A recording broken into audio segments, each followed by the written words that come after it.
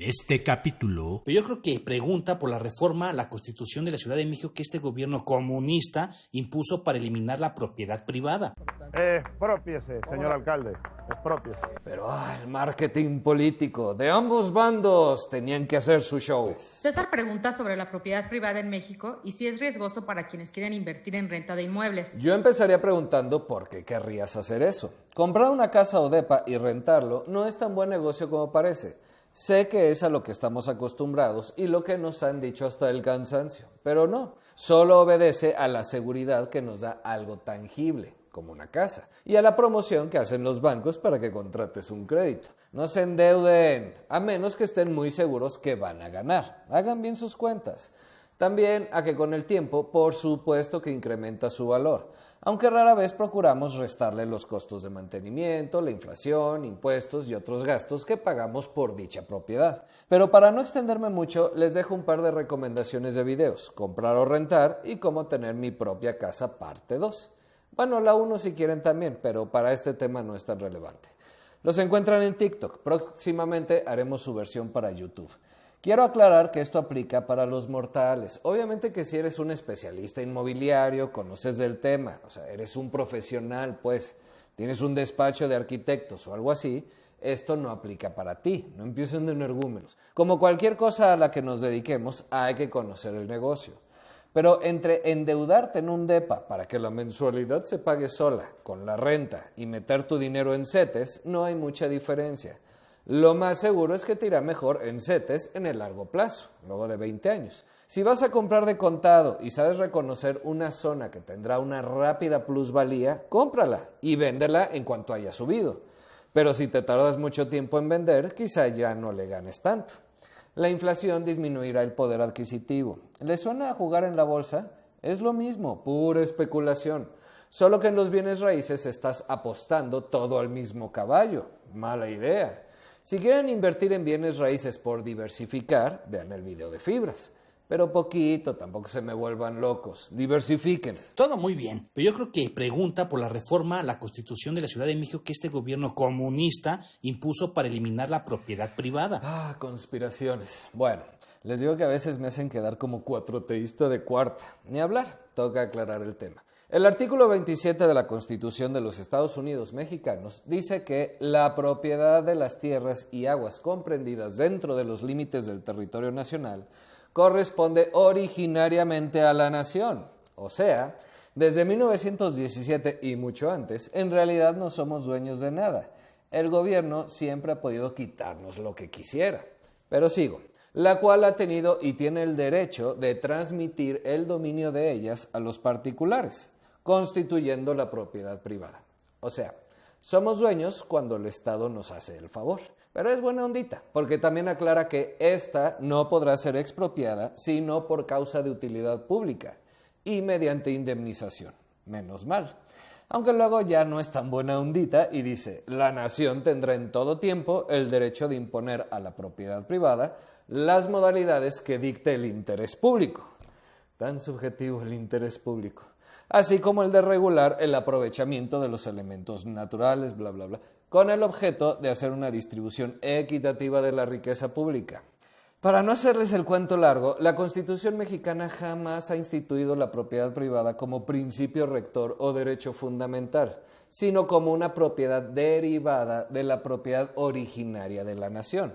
Este tratamiento, digamos, es diferente al tratamiento que se le da en Estados Unidos, donde la propiedad privada está protegida bajo la quinta enmienda de su Constitución y prohíbe la expropiación de propiedades sin justa compensación. ¿Cuál es la diferencia? Pues básicamente que la 14ª enmienda también dice, ningún ciudadano será privado de la vida, libertad o propiedad sin un debido proceso legal. O sea, lo hace mucho más complejo, requiere un juicio y por lo tanto las indemnizaciones suelen ser más justas en términos económicos. Menos abusos del poder político sobre el poder económico, dato relevante por lo que veremos más adelante. Además de que no le otorga la propiedad originaria al Estado. Pero al final, de que puede expropiar, puedes. ¡Viva la libertad, carajo! Por eso son primer mundo. Sí, bueno, léete el artículo 14 de la Ley Fundamental para la República Federal Alemana. Establece que la propiedad y la herencia están garantizadas, pero también que la propiedad implica obligaciones y su uso deberá servir al bien público. O sea, aunque la propiedad es un derecho fundamental, debe ejercerse de manera que beneficie a la sociedad en general. Así más socialista lo quieres. Y la expropiación solo puede llevarse a cabo por el bien común. O sea, más o menos igual de subjetivo que en México. Aunque claro, la diferencia no está tanto en las leyes de uno u otro país como en su cumplimiento y aplicación. En esencia, las tres son muy similares. Eso no es socialismo. Todos deberíamos aprender de China. Madre santa, de los dos no hago uno. Bueno, en China, todo el suelo urbano es propiedad del Estado, que es lo que les encanta a los filósofos gastronómicos, ¿no? Lamer botas de clase política en lugar de lamer botas de clase burguesa. Cada quien. Yo mejor ninguna de las dos, aunque me llamen tibio.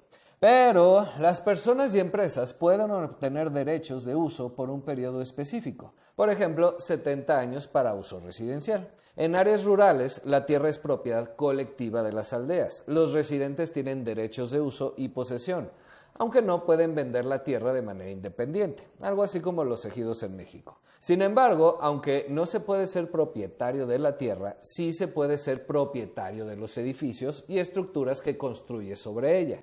Y por supuesto que puedes heredar, no la propiedad de la tierra en sí, pero sí el derecho a usarla por el tiempo que quede en el contrato. Cuando la concesión expira, el Estado decide si renueva el derecho o lo recupera. Estos chinos. Poder político sobre el poder económico. Sé que suena muy diferente y a unos les gustará más un sistema que otro. Encontrarán razones para justificar uno u otro sistema, desde morales, éticas, económicas, políticas, sociales y hasta religiosas. Pero la verdad es que todas funcionan, en tanto estén bien aplicadas y haya certidumbre. O sea, que haces planes de algo bajo ciertas reglas y no te cambian la jugada a contentillo. También todas tienen sus problemas. Al final no nos llevaremos nada de este mundo. Bienvenidos al cielo. Oh, señor, es tan hermoso como lo imaginaba. En la Ciudad de México tenemos Constitución desde 2017, ve el video. Y cuando se hizo, en el artículo 3 se estipuló que la Ciudad de México asumía como principios el respeto a los derechos humanos, la defensa del Estado democrático y social, el diálogo social, la cultura de la paz y la no violencia, el desarrollo económico sustentable y solidario con visión metropolitana, la más justa distribución del ingreso, la dignificación del trabajo y el salario, la erradicación de la pobreza, el respeto a la propiedad privada, la igualdad sustantiva, la no discriminación, la inclusión, la accesibilidad, el diseño universal, la preservación del equilibrio ecológico, la protección al ambiente, la protección y conservación del patrimonio cultural y natural. Se reconoce la propiedad de la ciudad sobre sus bienes del dominio público, de uso común y del dominio privado. Asimismo, la propiedad ejidal y comunal. La reforma de principios de este mes lo único que hizo fue quitar el término privada. ¿Ves? Nos quieren quitar nuestras casas. No, energúmeno, relájate. Es un ajuste técnico para armonizar el principio de propiedad de la Constitución de la ciudad con el federal. Igual daba igual. Ninguna constitución local está por encima de la Constitución de los Estados Unidos mexicanos. Pero el marketing político de ambos bandos tenían que hacer su show. Martí Batres dijo que lo que sucedió en la Constitución de la ciudad fue un retraso neoliberal que colocó el interés particular como principio supremo, superior a todo interés social, con el fin de desmantelar la propiedad pública y social, el dominio de la nación y neutralizar el sentido original del artículo 27 de la Constitución, hacerlo inaplicable. Esos neoliberales tan incompetentes. Teniendo todo el poder durante más de 40 años y sin nadie que les hiciera oposición, ¿cómo no se les ocurrió modificar la Constitución Nacional y no solo poner un parrafito en la de la Ciudad de México? Y claro, también se argumentó que se tenía que hacer porque el Poder Judicial, pese a que la Constitución Nacional está por encima de los estatales, finalmente en la Corte se podría determinar algo distinto. Había riesgos de que en cualquier momento el Poder Judicial interpretara las normas a favor de los grupos económicos más poderosos, apoyándose en una disposición local. No, bueno, discurso digno de envidiar por el filósofo gastronómico. Claro que no dieron ejemplos de cuándo ha pasado algo así. La Suprema Corte poniendo una constitución local por encima de la nacional. Sería anticonstitucional. Tienen muchos ejemplos de el interés público, o sea, el de ellos, cuando redactan cosas con la cola y por eso se las tumban. Pero ejemplos de brincarse la Constitución, ninguno, todo lo contrario, la Suprema Corte se la vive corrigiéndoles la plana a los estados. Aunque más vale prevenir, ¿no? Y claro que igual ya sabían que sacarían su reforma judicial, pero por si las dudas, no vaya a ser que esos neoliberales malditos se cuelen a pesar de que el pueblo bueno y sabio jamás votaría por un juez neoliberal. ¡Ay, cuánta ridiculez, en fin! Fue Pablo Gómez, titular de la UIF, Unidad de Inteligencia Financiera, quien notó esta contradicción y sus riesgos. Inteligencia financiera. Claro, como casi no hay lavado de dinero en México, evasión fiscal y ese tipo de cosas, da tiempo para que el titular de la UIF se ponga a reflexionar sobre la Constitución de la Ciudad de México y el espíritu de sus leyes. Bueno, él también estuvo en el evento donde se presentó la reforma, Poder Judicial más UIF. ¿Qué señales quieren mandar y a quiénes? Debe quedar muy claro que el poder político está sobre el poder económico. Anotado. Estupendo show para el pueblo. Por otro lado, el marketing del otro bando hablaba de extinción de la propiedad privada, lo cual no es cierto. El cambio no significa una supresión de derechos, y en cuanto a la expropiación, la Constitución sigue igual, que se pueden hacer por causa de utilidad pública y mediante indemnización. Pero es el primer paso para convertirnos en Venezuela. Y dale con eso. ¿Te preocupa esto, verdad? Planta Guarena, expropiese. Planta Lara, expropiese. Planta de Electrosoldado Valencia, expropiese. Expropiese, señor alcalde, expropiese. Si no notas las diferencias, pues ¿qué te digo? Igual las expropiaciones de casas, hasta en Venezuela son sumamente raras y excepcionales. Lo que expropió Chávez son industrias y algunas fincas, que es otro tipo de industria. Tienen similitudes, sin duda, pero hay niveles. En la presentación de la reforma también salió el tema del Programa General de Ordenamiento Territorial para el Desarrollo Integral de la Ciudad durante los próximos años, mencionando que la propiedad pública y social pueden constituirse como instrumentos jurídicos que favorezcan una utilización más racional del suelo, lo cual también se relaciona con el derecho a la vivienda. Jurídicamente no tiene implicaciones mayores, pero el momento político con el gobierno de la ciudad en sus últimos días y la reforma judicial pendiente de aprobar en ese momento en el Congreso, sí genera incertidumbre. Y esa, cuando se trata de inversiones, no gusta y es normal. No es porque sean neoliberales. La incertidumbre tiene costos. Déjame revisar qué dice aquí. Hecho en China, ¿no? ¿Por qué Apple fabrica en China? ¿Se entiende a lo que voy? Vean el video de recesión, depresión o crisis. Fundamental para que entiendan de lo que estoy hablando. ¿Qué es la incertidumbre? No puedo explicar todo en el mismo video. En este video lo explico. El cambio se pudo hacer en unos meses o nunca. Era irrelevante, pero no. Tenías que hacerlo ahorita y gritarlo a los cuatro vientos. Si genera incertidumbre, ¿por qué lo hacen? Por tontos, porque es un niño chiquito gritando, véanme, véanme, por marketing político. Esto obviamente le provoca aplausos entre los amantes de la 4T. Y como ya le quedan pocos meses de gobierno, hay que hacer el mayor ruido posible, ¿no? Hasta atascar toda la ciudad con tu imagen, que tu nombre sea reconocido. A ver qué mejor hueso opuesto consigues más adelante. Junto con esta reforma, también hubo modificaciones en el Código Civil de la ciudad para establecer que el incremento de la renta nunca será mayor a la inflación reportada por el Banco de México en el año anterior respecto de la cantidad pactada como renta mensual y que se establecerá un registro digital de contratos de arrendamiento. Control de precios, ya veo brincar a muchos. A veces es necesario, no me vayan a brincar, por favor. Medidas similares se tomaron en Nueva York y Berlín, por mencionar algunas. Se argumentó que es un acto de justicia social, evitar abusos y poner un alto a la gentrificación y expulsión de los habitantes más pobres de la capital. Pues sí, está padre que no te suban más allá de la inflación la renta de tu casa, excepto que en la vida real eso casi nunca ocurre en la Ciudad de México. Sé que hay casos en los que sí, pero estadísticas, generalidades, no quiero excepciones en los comentarios. Pero son más llamativos estos casos, se vuelven virales. O comparte tus fuentes, por favor, mínimo. Como sea, sí ha habido algo de gentrificación en la Ciudad de México, pero concentradas en colonias como Condesa, Roma, Juárez, San Rafael, Doctores, Santa María de la Ribera, Narvarte, el Centro Histórico y poco más. Si conoces la Ciudad de México, sabes que hay más de 1,800 colonias. y es en un pequeño puñado donde está ocurriendo el fenómeno. Principalmente las colonias que se están renovando, digamos, construyendo nuevos edificios más lujosos y que está teniendo mucha plusvalía, no en toda la ciudad. Pero vale, justicia social. Cualquier mamá que suene bien. Nada más que se les escapó un pequeño detalle. La ley obliga a no subir la renta más allá de la inflación. Muy bien. Pero no hay nada que impida que el dueño decida no renovarle el contrato al inquilino al vencimiento del mismo y haga un nuevo contrato con otro. No sé, un gringo nómada digital tal vez, o cualquier otro, por un precio muy distinto.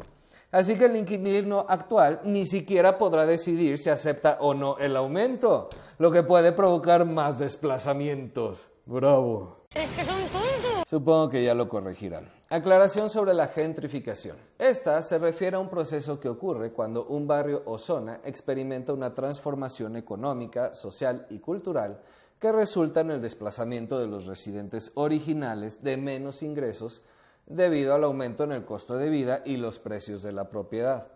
Pero si rentabas en la Condesa o la Roma, ni eras originario ni eras pobre, salvo otra vez alguna excepción. Dato cultural nada más, hay zonas del país que sí se están gentrificando realmente, ¿verdad, Tijuana? Como sea, hay otro tipo de problemas quizá más graves en la ciudad, como déficit de vivienda asequible, o sea, escasez de vivienda para sectores de bajos ingresos, informalidad en el mercado de vivienda, asentamientos irregulares, inseguridad en la tenencia, como predios sin regularización adecuada, desalojos ilegales, abusos, problemas por falta de escrituración y un montón de cosas más que son muy graves. Y no, la mafia inmobiliaria no controla precios, construye lo que no debe, donde no debe, sin permiso y normalmente con sobornos, pero no controla precios. En ese sentido, aumenta la oferta de vivienda. En fin, problemas más graves que deben atenderse y nada tienen que ver con gentrificación. Pero nos encanta hacerle a la agarrar el tema viral de moda. Breviarios culturales aparte, también se modificó la ley de vivienda para incluir la producción de vivienda pública para arrendamiento a bajo costo para personas de menores ingresos. Esto porque el mercado inmobiliario no produce vivienda cuyo costo esté al alcance de las clases populares. Bien, no suena mal. Las leyes son un punto de partida y somos buenos para hacer leyes bonitas, pero no tanto a la hora de aplicarlas. Ya veremos qué viviendas van a construir y en dónde. Esperemos que sean mejores que las que se hicieron en sexenios anteriores, lejos, sin servicios y hechas con las patas, ¿verdad, prianistas? Al menos hay intención de hacerlas, parece. A diferencia de este sexenio, que ni las porquerías prianistas construyeron, ¿verdad, primor? Respondiendo a la pregunta inicial, de forma breve, después de tanta divagación, no es riesgoso invertir en la Ciudad de México u otra parte del país en general en bienes raíces. Habrá regulaciones que se deben ajustar como en todo el mundo, pero no van a venir a quitar la propiedad privada. Desde un punto de vista financiero, poco recomendable si no conoces el negocio. Eso sí que tiene riesgos, invertir en algo que no conoces. Dicho lo anterior, esta reforma a la Constitución de la Ciudad de México y a la Ley de Vivienda no está exenta de riesgos. La eterna discusión con la gentrificación es que si una colonia es más demandada por su ubicación y oferta cultural, quienes realmente viven ahí verán incrementado el valor de sus propiedades y seguramente los servicios alrededor de estos sitios continuarán mejorando. A unos les gustará, a otros no. Unos ganan y otros pierden. Y sí, el gobierno puede regular para que el ordenamiento urbano, además de ser más eficiente, también sea más equitativo y no fomente más desigualdades de las que de por sí hay. Pero no quiero libertarios en los comentarios. Personalmente no tengo ningún problema con la desigualdad, en tanto no genere miseria, acaparamiento, conflictos sociales. No somos iguales, no queremos lo mismo, la desigualdad es natural. Pero el tema de vivienda genera muchos conflictos, injusticias e ineficiencias económicas. A ver si con esa palabrita los hago entrar en razón. Vean el video de recesión, depresión o crisis antes de comentar, por favor. Fundamental para entender este video. También existe el potencial riesgo de desincentivar la inversión. Al limitar los incrementos de renta, algunos podrían optar por no desarrollar o no alquilar propiedades, afectando más la oferta de vivienda. Habría sido bueno que al mismo tiempo que anuncias control en el aumento de precios, anuncies algún incentivo para la construcción, algún subsidio, reducción de impuestos, algo, para minimizar ese riesgo y que te ayuden a aumentar la oferta de vivienda. Pero yo qué sé. Aunque más que por la limitación en el aumento de las rentas, puede ser por simple incertidumbre respecto a la seguridad en su inversión, como nuestro amigo César, que preguntó. Algunos me creerán que no hay riesgos y continuarán con sus planes, otros no y se perderá esa inversión. ¿Qué necesidad había de hacer ese show? Justo en este momento. ¿Por qué no limitarte, si quieres, a la reglamentación? La promoción de que harás vivienda asequible, que limitarás los incrementos injustificados. Vale, pero no, tenías que hacer tu show completo cuando todas las sensibilidades están a flor de piel. En lugar de calmar las aguas, avivemos más las llamas. Pues bueno, marketing político. Batres hizo sus cálculos políticos y decidió que tenía más que ganar que perder. La ciudad, pues a quién le importa. Pero no sería un video del tío financiero sin algunos datos. ¿Saben cuál es el problema, sobrinos? Que reaccionamos mejor a los relatos que a los datos. Los datos se olvidan, se confunden. Los relatos bien contados quedan en la memoria, aunque no sean del todo ciertos, o de plano, pura mentira. Pero desde acá seguiremos haciendo nuestra luchita. 57.1% de la vivienda en México es propia, 14.2% prestada por familiares, o sea, propia también, y 10.7% propia que se está pagando, o sea, hipoteca. Eso significa que solo el 16.4% es rentada. Claro, yo sé que muchos aún viven con sus papás, en muchos casos 3 generaciones o más en la misma casa diminuta. Pero ese es un problema de empleo, de generación de riqueza, de aumento en salarios. Pero para eso hay que sofisticar el trabajo de los mexicanos, diversificar mucho más la economía, formalizarla y crear muchas más empresas y profesionales. Mejor vean el video de recesión, depresión o crisis, para que entiendan mejor de lo que estoy hablando. En cierta forma, sí de hacer vivienda asequible, al menos para empezar. Por eso lo apoyamos, pero no es propiamente un problema de vivienda el que tenemos. Es un síntoma más de problemas mayores. En fin, que de las 5.8 millones de viviendas rentadas en el país, 51.4% lo hace porque no tiene acceso a crédito o no tiene recursos. Al menos eso es lo que declaró. 22% para mudarse fácilmente. Sí soy. 9.7%, la mensualidad es menor que una hipoteca, gracias a ese 9.7% que entienden de números, matemáticas, me devuelven la fe en la humanidad.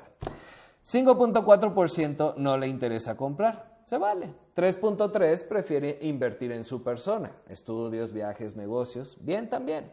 Seguro eso les abrirá más puertas para en el futuro tener mayor calidad de vida. Por último, unos datos de otros países.